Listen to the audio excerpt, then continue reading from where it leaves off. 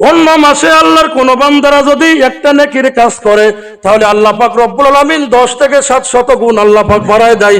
কিন্তু এই রোজার মাসে আল্লাহর কোন বান্দা যদি একটা নফল ইবাদত করে আল্লাহ রব্বুল আলামিন তার আমলনামায় একটা ফরজ আদায় করা সব আমার আল্লাহ পাক তার আমলনামায় লিখে দেয়। ও মুসলমান ইমানদার, শুধু তাই নয়, আল্লাহর কোন বান্দারা যদি একটা ফরজ আদায় করে, এই যে আমরা নামাজ আদায় করতে এসেছি ফরজ, এই ফরজ হলো জুম্মার সালাত হলো 2 রাকাত ফরজ। এই ফরজ যারা আমরা আদায় করব, আল্লাহ রাব্বুল আলামিনের হাবিব বলেন যারা এই মাহে রমজান মাসে একটা ফরজ আদায় করে আমার আল্লাহ রাব্বুল আলামিন 70টা ফরজ আদায় করার সওয়াব আমার আল্লাহ পাক তার আমলনামায় লিখে দেন। জোরে কোন সুবহানাল্লাহ।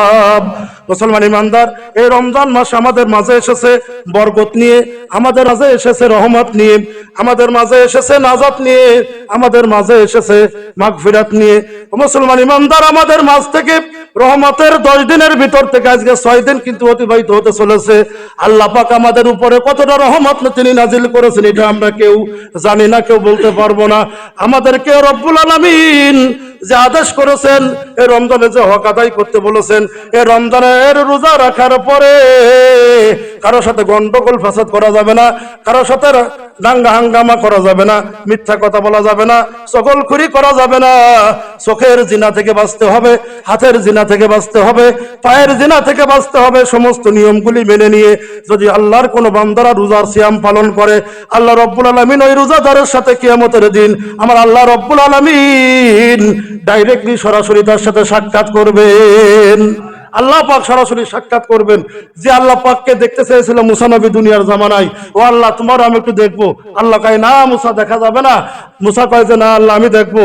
দেখেন আল্লাহর পয়গম্বর, এত বড় জালিল কদর একজন পয়গম্বর, তিনি তাওরাত কিতাবের অধিকারী, তিনি কিন্তু দেখতে পাননি।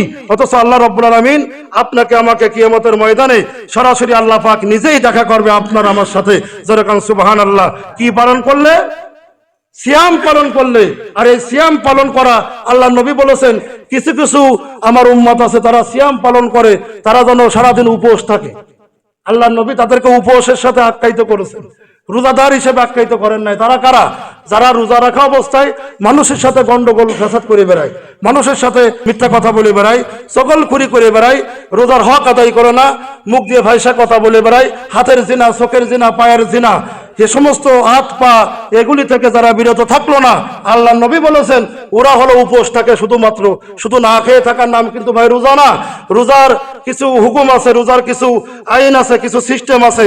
এই সিস্টেমগুলো তো আমি কেবলই বললাম, এইগুলো মেনে যদি আপনি আমি চলতে পারি তাহলে এই রোজাকে, এই সিয়ামকে আল্লাহ রাব্বুল আলামিন কবুল করে নেবেন। জোরে কান সুবহানাল্লাহ।